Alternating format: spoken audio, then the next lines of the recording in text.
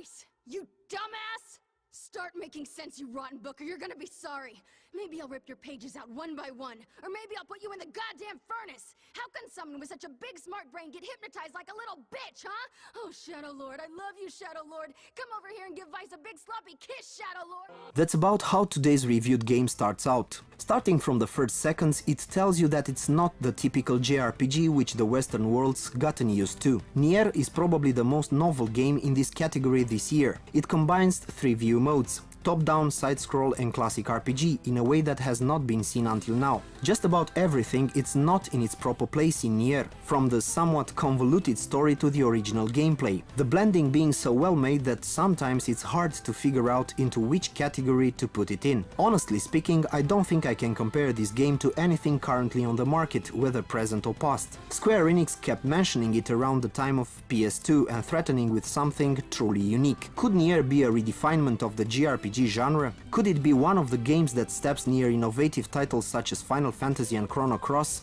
Could it pull me out of the anonymity of RPG games in which certain unnamed producers continue to sink into? I'll dissect it piece by piece to see whether there is something remarkable to it. Alright, I'm off. The story, or how some scriptwriters became inspired only after the first 5 hours of gameplay. Like the great majority of the games in the genre, I mean Japanese RPGs, there is a main character, in our case Nier, and a whole suite of support characters. Of course, just like in the Final Fantasy series, you can change his name in the first few moments of the game. So I've decided to let my imagination run wild and name him Twat. The story starts with Twat in an abandoned building in a post-apocalyptic future, accompanied by his daughter. Mostly the beginning can be defined as a tutorial, seeing as how the first moments of the game teach you how to cast magic and fight the bad boys. In this case, the bad guys are a race of futuristic IKEA lamps called the Shades, which have no particular point in the story except maybe as obstacles.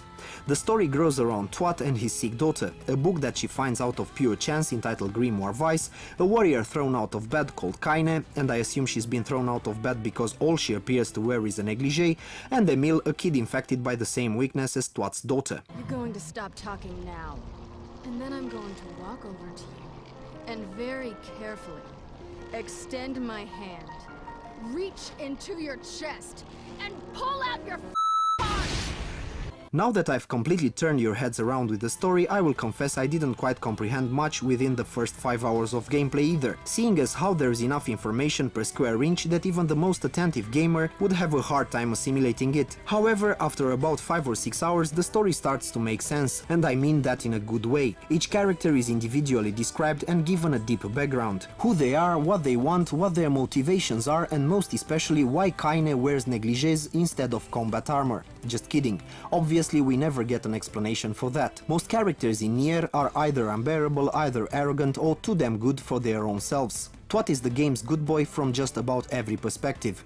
He's ready to help almost anyone that asks, sometimes jumping into combat without even a good explanation, fitting off the hero scout theme.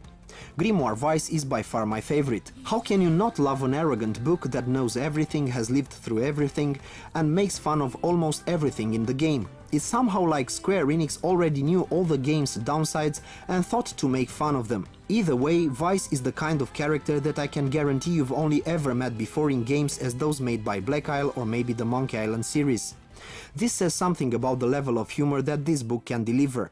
You stand in the presence of ancient wisdom. I'm a text of the darkest, most arcane type, and I could be of great assistance to you. You're a what? Inching along we get to Kaine, the warrior without a past but with a deep cleavage, capable of summoning powerful magic and cursing out her foes. I'm of the opinion that Kaine surpasses all standards when it comes to a full-mouthed character. I'm gonna pull out your teeth and cram them up your ass! That woman has a fouler mouth than one would expect. She almost always has something to add, not to mention sometimes she's downright stressful. Her lines are mostly designed to offend. Finally we're left with Emil, and all I have to say about him is that if Enix have considered not making him a suicidal emo kid, they didn't do too good of a job. 1, 2, wine, 3, 4, death, 5, 6, why we're walking so far. Steer and repeat to the end of the game. If I could have left him somewhere tied to a stone or a tree, I would have done it with the greatest pleasure.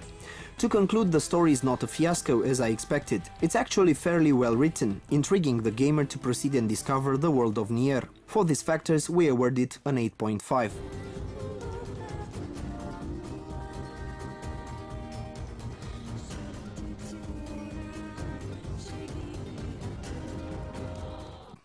Gameplay, or how I could write a review entirely about game mechanics. If I were complaining that Just Cause 2 attempts to beat too many games at once, then Nier is the king and the queen of this. Thinking a little about this, you can find in-game elements of MMORPG, hack and slash, classic RPG, shooter, yes you heard that right, adventure, puzzle, questing, and as a cherry on Alm's, driving game. Now the viewer or reader might ask himself in awe, if Just Cause 2 was a major disaster, why would I attempt another potpourri of gameplays? Simple, because Nier in most cases blends these genres in an extremely pleasant way. It does not force the gamer to stand the mad programmer's whim, but simply teaches him to adapt. The pass from one gameplay mode to another is seamless, something that could only give me joy. Sure, there's a questing system that makes most of the game be a run forest from point A to point B to deliver something or collect various materials. Many of these quests are monotonous and dull. Resuming to simple words, I would have to describe this as lack of imagination. I could add that in Nier you can also maintain a garden, better not. It might be possible that the army of Farmville players would move to consoles to grow barley, wheat or pumpkins. Anyway, it's one of the most stressing elements of the game, followed only maybe by fishing, which honestly made me grow white hairs.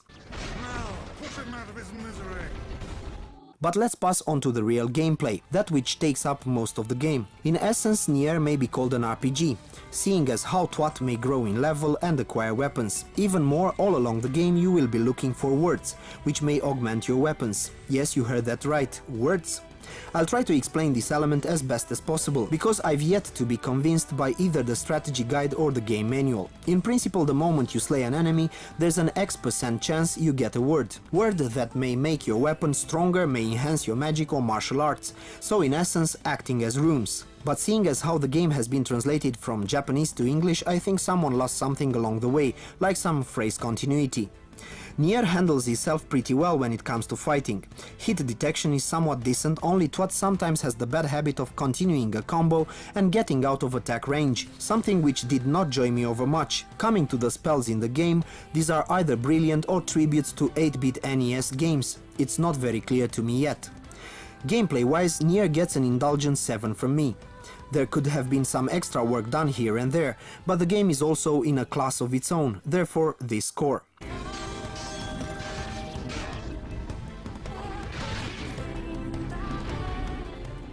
Now sound and graphics, aka how to use good voice actors to make a somewhat dull game. From a graphics standpoint, Nier is surely no industry benchmark. It does not deliver visual effects as grand as its big brother, Final Fantasy. It's not as polished, and sometimes the invisible walls are downright stressful. In the beginning of the review I was saying Square-Enix have been having this game in the oven ever since the PlayStation 2, and once I put it in the console and ran it, I realized that Nier is actually a PS2 game with HD texturing.